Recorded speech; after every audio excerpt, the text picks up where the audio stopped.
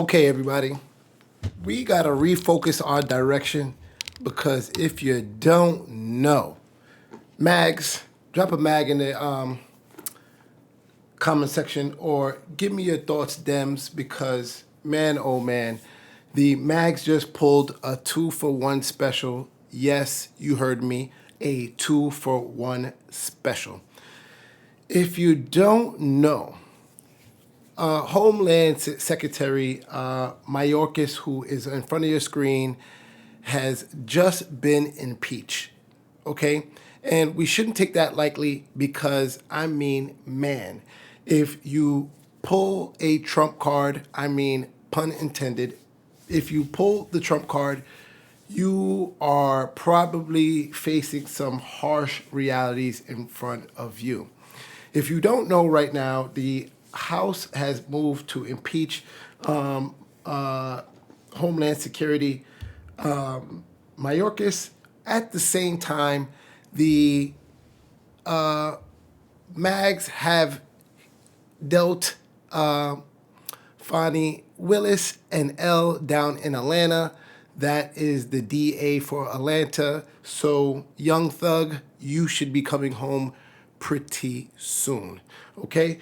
So, we're going to get into all that and take a look at Fanny just a little bit. I'm not covering it, but just to show you the 2-for-1 special that the MAGs just pulled, we're going to take a look at it because this story of Secretary Mayorkas being impeached is not his fault. It's not his fault. I don't like it. And we need to hear from somebody specifically soon. Because we're going to get to it. Stay tuned. You're going to want to lock in. You're going to want to share. And trust me, we're going to get into it.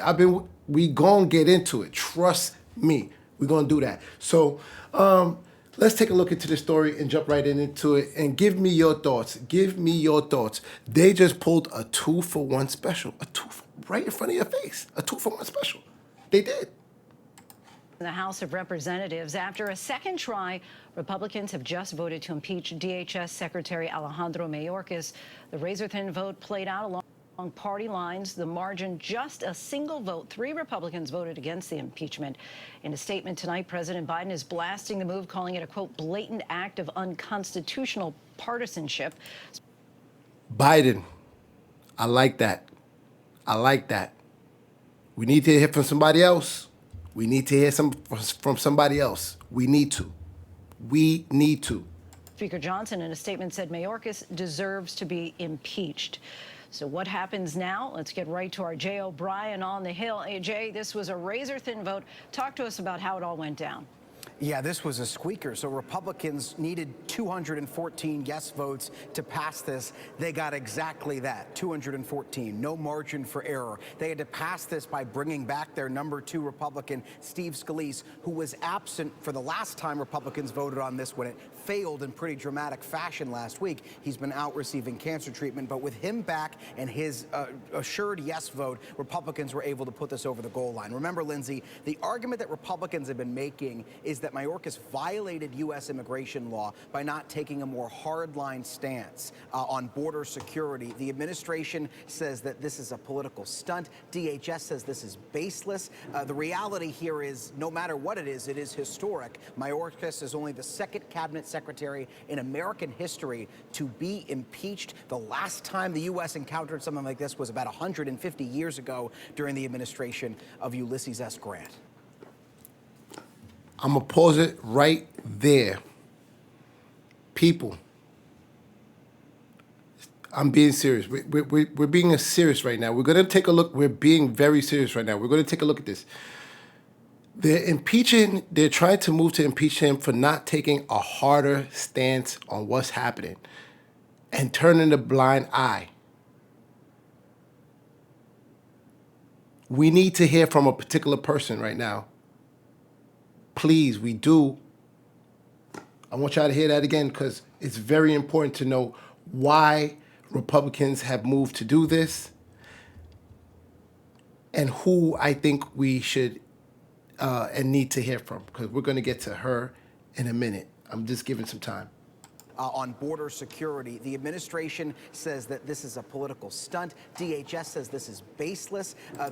214 yes votes to pass this. They got exactly that, 214, no margin for error. They had to pass this by bringing back their number 2 Republican, Steve Scalise, who was absent for the last time Republicans voted on this when it failed in pretty dramatic fashion last week. He's been out receiving cancer treatment, but with him back and his assured yes vote, Republicans were able to put this over the goal line. Remember, Lindsay, the argument that Republicans have been making is that Mayorkas violated U.S. immigration law by not taking a more hardline stance on border security. The administration... Wow. Things that make you go, what, people? Tell me your thoughts. Let's pay attention. Says that this is a political stunt. DHS says this is baseless. The reality here is, no matter what it is historic. Mayorkas is only the 2nd cabinet secretary in American history to be impeached. The last time the U.S. encountered something like this was about 150 years ago during the administration of Ulysses S. Grant. And now the vote moves to the Senate, where it's expected to fail. Majority Leader Chuck Schumer is out with a statement calling it a, quote, new low for House Republicans. What options do lawmakers have there in the Senate?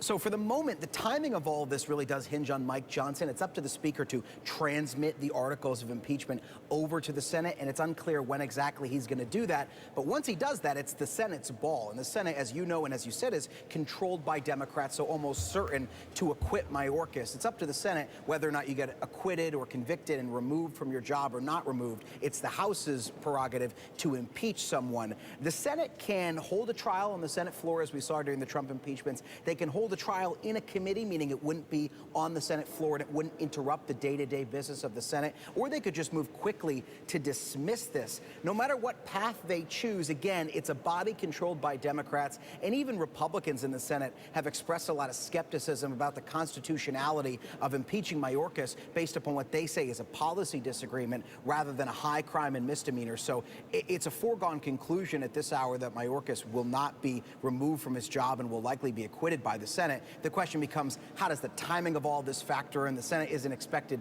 to return until the end of this month, Lindsay. So you hear it right there, heard it for yourself, what's going on. Meanwhile, right, that's happening to him. At the same time, Trump is now saying, listen, man, you guys better start forgetting about it's Russian. You guys better forget about all this stuff that you got going on. You're trying to sue here, you're doing this there. Listen, guys, Trump is saying, I'm going to be in the House to fix things. We could just clean all this up and do away. Just don't come after me. You see what happens? We got a 2-for-1 special because Fannie Willis has found herself under fire after going after Trump. Wow. Things that make you say what, people? Things that make you say what? Tell me your thoughts. Tell me your thoughts.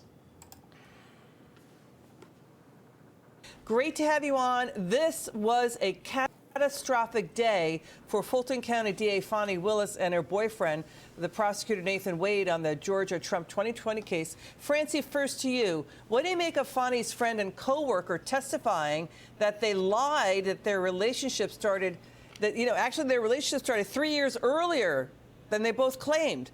Lying to a court, isn't that grounds for disqualification, Francie? Isn't this game over? It absolutely is grounds for disqualification, Liz. He filed an affidavit and she signed the motion, which makes both of them effectively under oath. She's an officer of the court, so is he, but he swore to tell the truth in the affidavit. And the first witness up today, well, technically the second witness up today who actually gave us any testimony, she blew that right out of the water, saying that she'd been friends with Fani Willis for years.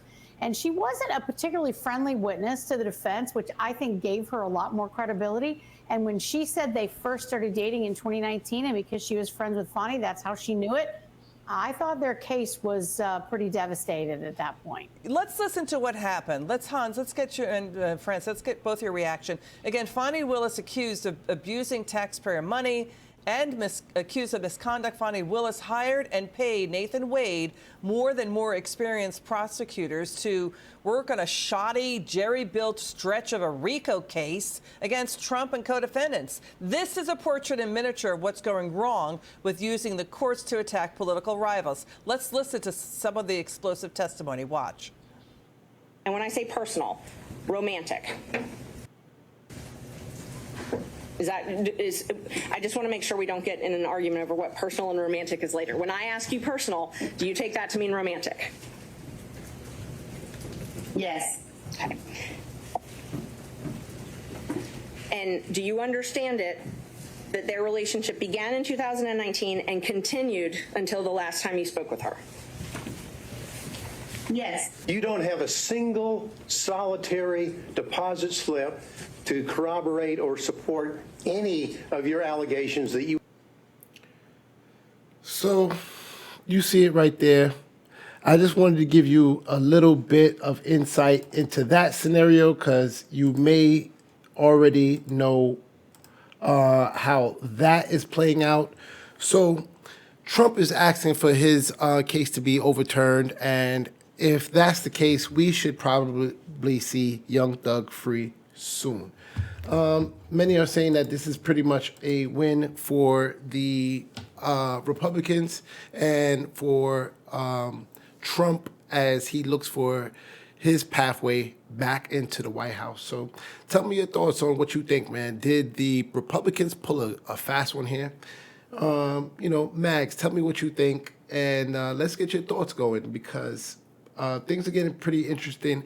And I really wanted to cover this situation with Secretary Mayorkas because, man, oh man, I don't think it's his fault. I don't think, he's just following the laws of Biden. And I mean, things at the Homeland Security and the ICE, things have crumbled down, guys. And we could look at particular moments that led to at things taking a turn. And we're going to take a look at it. We're going to hop into it real soon. Listen, I just want you to subscribe, tap in, because we're going to get into it very soon.